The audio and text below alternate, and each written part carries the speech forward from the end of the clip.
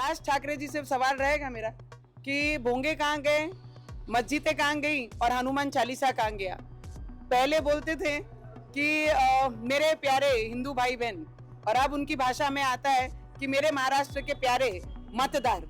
तो इसमें से जनाब उद्धव ठाकरे जी हैं, वो ठाकरे नाम तो मुझे लगता है बाला साहब ठाकरे जी के साथ ही चले गया। टाटा की भी रिपोर्ट्स आई हैं। एक बार सभी हिंदू भाई बहनों ने उसके ऊपर ध्यान जरूर देना चाहिए कि अगर कश्मीर में सब चीज पे हिंदुस्तान है, ये हिंदुस्तान का नाम रहना चाहिए। महाराष्ट्र में बीजेपी की फायर ब्रांड नेता नवनीत कौर राणा ने ठाकरे बंधुओं पर एक बार फिर से जमकर हमला किया है। नवनीत कौर राणा ने ठाकरे आइडियोलॉजी को लेकर बड़ा बयान देते हुए कहा है कि बाला साहेब ठाकरे के साथ ही ठाकरे आइडियोलॉजी भी खत्म हो चुकी है। जिस तरह से राज ठाकरे और उद्धव ठाकरे एक साथ आए हुए हैं, उसको लेकर नवनीत कौर राणा ने यह कहा है कि ये दोनों भाई सिर्फ और सिर्फ सत्ता हासिल करने के लिए एक साथ आए हैं।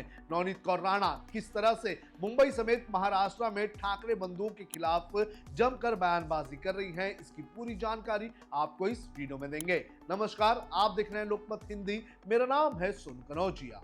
मुंबई समेत महाराष्ट्र की 29 महानगर पालिकाओं के लिए मतदान 15 जनवरी को होने वाले हैं और इन मतदानों में अमरावती महानगर पालिका और बीएमसी के भी मतदान होने हैं। जहां एक तरफ नवनीत कौर राणा का गढ़ अमरावती है, तो वहीं बाला साहेब ठाकरे और उद्धव ठाकरे राज ठाकरे का गढ़ मुंबई है। और इसी मुंबई के गढ़ को हासिल करने के लिए एक बार फिर से उद्धव ठाकरे और राज ठाकरे एक साथ आ चुके हैं और इसी मुद्दे पर बयान देते हुए नवनीत कौर राणा ने ठाकरे बंधुओं पर हमला किया है। मीडिया से बात करते हुए नवनीत कौर राणा ने कहा है कि ठाकरे आइडियोलॉजी और ठाकरे की जो विचारधारा है वो बाला साहेब ठाकरे के साथ ही चली गई थी। उन्होंने ये भी कहा कि उद्धव ठाकरे जो है वो आजकल जाकर मजारों पर चादर चढ़ा रहे हैं और जो राज ठाकरे हैं उन्हें देवेंद्र फडणवीस ने काफी समय तक संभाल के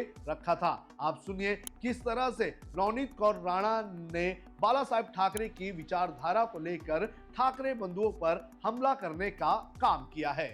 जनाब उद्धव ठाकरे जी हैं, वो ठाकरे नाम तो मुझे लगता है बाला साहब ठाकरे जी के साथ ही चले गया, क्योंकि ठाकरे जी जो विचारों पे काम करते थे, आज उद्धव ठाकरे जी चद्दर चढ़ाने जाते हैं और चद्दर चढ़ाने वालों को पास में बिठाते हैं। सिर्फ राज ठाकरे जी से सवाल रहेगा मेरा कि भोंगे कहाँ गए, मस्जिदें कहाँ गई और हनुमान चालीसा कहाँ गया। पहले बोलते थे कि मेरे प्यारे हिंदू भाई बहन, और अब उनकी भाषा में आता है कि मेरे महाराष्ट्र के प्यारे मतदार। तो इसमें से आप समझ जाइए कि उनकी दिशा कहाँ पर जा रही है। अब वो भी चद्दर चढ़ाने जाएंगे कि उद्धव ठाकरे साथ में बिठाएंगे। इतना ही नहीं, नवनीत कौर राणा ने Tata institute of social science की उस रिपोर्ट का भी जिक्र किया है जिसके अंदर मुंबई में मुसलमानों की आबादी 30% तक हो जाने की आशंका जताई है। उन्होंने कहा है कि जिस तरह से जो अतिक्रमण हो रहा है, जिस तरह से इलीगल इमिग्रेंट्स आ रहे हैं, उसका नतीजा कहीं ना कहीं ये देखने मिल रहा है कि जो मुसलमानों की संख्या है वो बढ़ रही है। उन्होंने कश्मीर से लेकर बिहार, झारखंड, ऐसे कई सारे राज्यों का हवाला दिया और मुंबई के लोगों से ये अपील की कि वो भी 2 से ज्यादा बच्चे पैदा करें। आपका बोलना एकदम बराबर है। जो घुसपैठिए हैं, जो अभी रिपोर्ट आई है टाटा की, जो आप जिस तरीके से बता रहे हैं, आसाम में 200% ग्रोथ उनमें पाई गई है। 30% आप मुंबई में प्रॉपरली देखेंगे तो वहाँ पर पाई गई है। आप वेस्ट बंगाल में देखिए वहाँ पर है, कश्मीर में देखिए कितने परसेंटेज उनका बढ़ा हुआ है। तो मुझे लगता है कि सभी ने जो ये डिस्कशन कल से हो रहा है और जो टाटा की भी रिपोर्ट्स आई हैं, एक बार सभी हिंदू भाई बहनों ने उसके ऊपर ध्यान जरूर देना चाहिए कि अगर कश्मीर में परसेंटेज ऊपर से लेके एकदम नीचे ड्रॉप होता है सिंगल नंबर पे, और बांग्लादेश में जिस तरीके से माइनॉरिटी होते हैं हम, और आसाम में 200% वो बढ़ते हैं, तो ये सब चीज़ पे हिंदुस्तान है, ये हिंदुस्तान का नाम रहना चाहिए। नवनीत जी, महाराष्ट्र में चुनाव हो रहा है। नवनीत कौर राणा भारतीय जनता पार्टी की फायरब्रांड नेता तो है ही, लेकिन साथ ही साथ हिंदुत्व को लेकर भी वो काफी ज्यादा मुखर होकर बयान देती है। इतना ही नहीं, उद्धव ठाकरे से उनकी दुश्मनी कई सालों पुरानी है। आपको बता दें कि जब उद्धव ठाकरे राज्य के मुख्यमंत्री थे तो उस वक्त नवनीत कौर राणा और उनके पति रवि राणा ने हनुमान चालीसा को लेकर एक बड़ा आंदोलन छेड़ा था।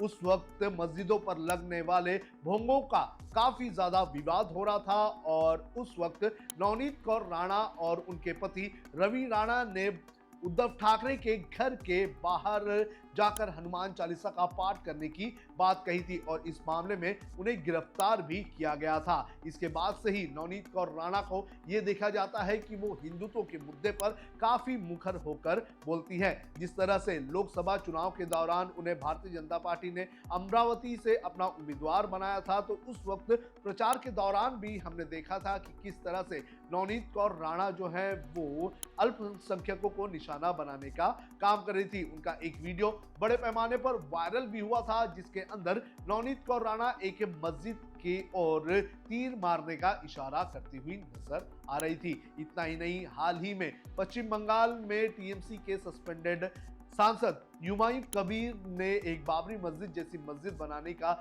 जब जिक्र किया था तो उस वक्त नवनीत कौर राणा ने एक बयान देते हुए कहा था कि अगर देश में ऐसी कोई मस्जिद बनेगी या पश्चिम बंगाल में ऐसी कोई मस्जिद बनेगी तो उसे तोड़ने का काम वो खुद करेंगी और खुद पश्चिम बंगाल जाएंगी। और अब जब बीएमसी के चुनाव की तारीखों का ऐलान हो चुका है, राज ठाकरे और उद्धव ठाकरे के गठबंधन का ऐलान हो चुका है, तो ऐसे में नवनीत कौर राणा ने एक बार फिर से हिंदुत्व के जरिए बाला साहेब ठाकरे के बेटे उद्धव ठाकरे और भतीजे राज ठाकरे को निशाना साधने का काम किया है। राज ठाकरे पर पलटवार करते हुए नवनीत कौर राणा ने कहा है कि उन्हें संभालने का काम देवेंद्र फडणवीस ने काफी लंबे समय तक किया, लेकिन अब सिर्फ और सिर्फ सत्ता हासिल करने के लिए वो उद्धव ठाकरे के साथ चले गए हैं। तो बीएमसी के इस पूरे चुनाव में नवनीत कौर राणा की एंट्री हो चुकी है।